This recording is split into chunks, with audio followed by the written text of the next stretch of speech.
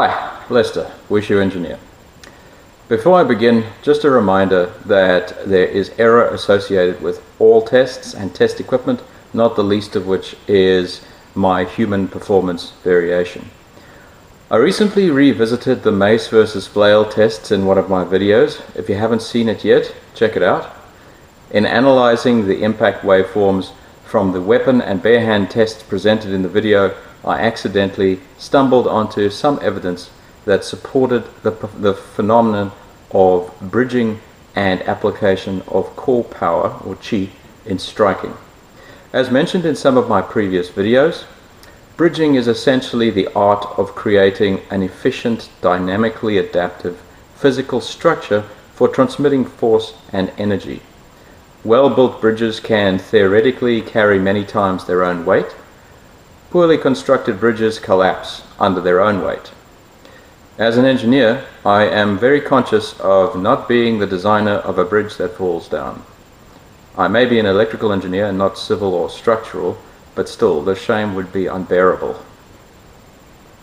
The practice of bridging in combat is like rapidly constructing an efficient set of bridges with your body to minimize energy and force loss.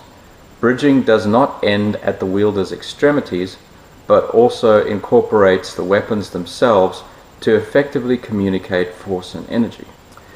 In fact, the highest levels of bridging involve forging instantaneous links through your opponent's body structures to concentrate force and energy at specific locations to bring about certain effects, such as physical collapse, by targeting weakness in their stability or structure.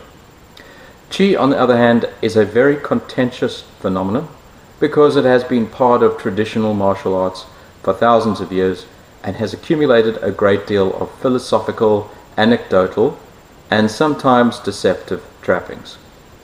Most people who practice internal martial arts have a very definite opinion on what Chi is, but definitions of Chi are very varied. Even among high-level practitioners, opinions on exactly what Chi is differ distinctly. In our case, we are primarily interested in scientifically describing the active physiological mechanism that directly affects an individual's ability to manipulate force, either to produce it or to modify incoming forces. While we certainly believe that other phenomena may be associated with Chi, we believe that the primary force manipulating mechanism can be clearly defined and observed. I encourage you to check out the video of the Wushu scientist's confirmation of candidature presentation, which goes into more detail on this topic. As mentioned earlier, I noticed some evidence that supported the phenomena of bridging and application of Chi in striking in my video entitled Mace vs. Flail Revisited and New Evidence for Chi Bridging in Strikes. I noticed that the impact waveforms were lifted up with respect to the x-axis by what I hypothesized was an underlying longer duration pulse that lasted until the second or third oscillation that I called the Chi pulse. This is a collection of some sample graphs from the previous tests showing mace, flail, and my bare hand strikes. So the blue graph is my back fist, my bare hand strike. The orange is the flail strike, and the grey is the mace strikes. You'll notice that there's evidence of all three of these graphs actually being shifted up with respect to the x-axis for at least the second or third oscillation, up until the second or third oscillation.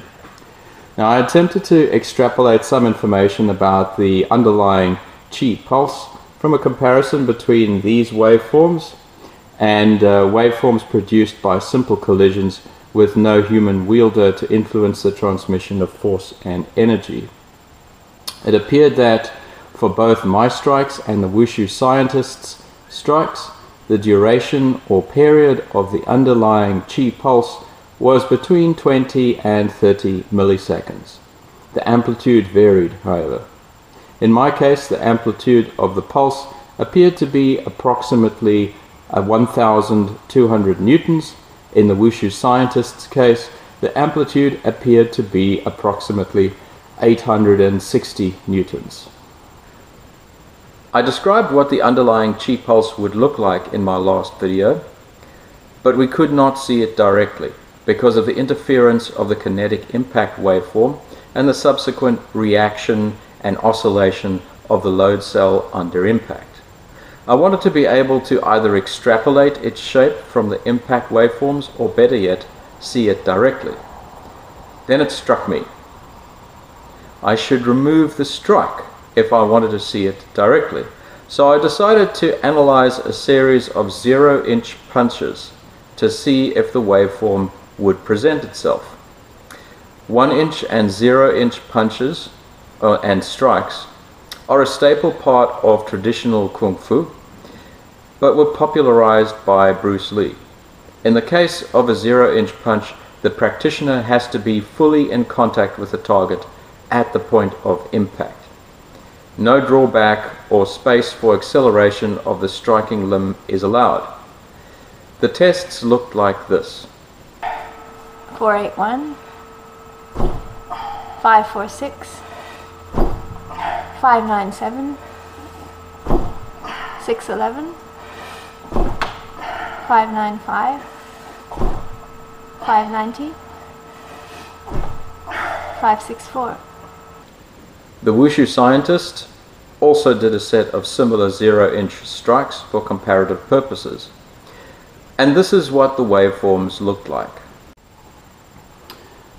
So these are the pulses that I measured with the 0-inch punches. You'll notice that there's no oscillation about the x-axis as in a typical kinetic impact. You'll also notice that the long duration pulse looks remarkably like the one that I described in my previous video, the one we were expecting to see, but for two differences: the duration of the pulse and the amplitude of the pulse. The duration of the underlying chi pulse for my 0-inch punch was approximately 180 milliseconds, about 6 times longer than the duration of the chi pulse noted during my striking tests, and the amplitude was approximately 600 newtons, half of the amplitude of the chi pulse noted in the striking tests. The Wushu scientist's 0-inch punch produced a pulse that looked similar to mine, except that it decayed more quickly and didn't maintain a high value for a longer period of time. The duration of the Wushu scientist's underlying chi pulse for her 0-inch punch was approximately 200 milliseconds, and the amplitude was approximately 350 newtons. The amplitude of my 0-inch punch pulse was approximately 50% of the amplitude of the extrapolated chi pulse from my strikes. The amplitude of the Wushu scientist's 0-inch punch pulse was approximately 40% of the amplitude of the extrapolated chi pulse from her strikes. Both were thus of a similar scale difference, which is further evidence to suggest that these pulses are the same mechanism that is being applied during the striking. Aside from the differences, this waveform is a dead ringer for the underlying chi pulse that I described in my previous video. As for the differences, they may very well be due to the way in which the underlying pulse is applied when used in a high-speed impact, as opposed to a more static 0-inch punch movement. One of my viewers suggested that the underlying pulse may be just a product of application of my mass to the strike. In other words, putting my weight into it. I agree with this observation insofar as that I believe that mass certainly plays a role in producing this pulse. My mass is one of the qualities that I reference in order to produce the force pulse.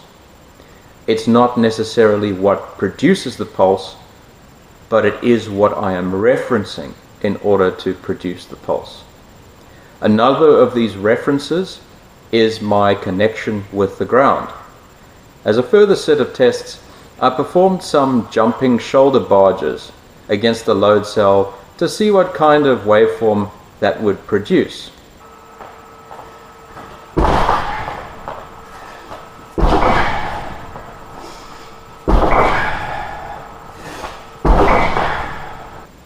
I used jumping shoulder barges to ensure that I was not in substantial contact with the ground at the point that force was being applied to the load cell, so that it would only be my momentum based on velocity and my body mass that would be transferred.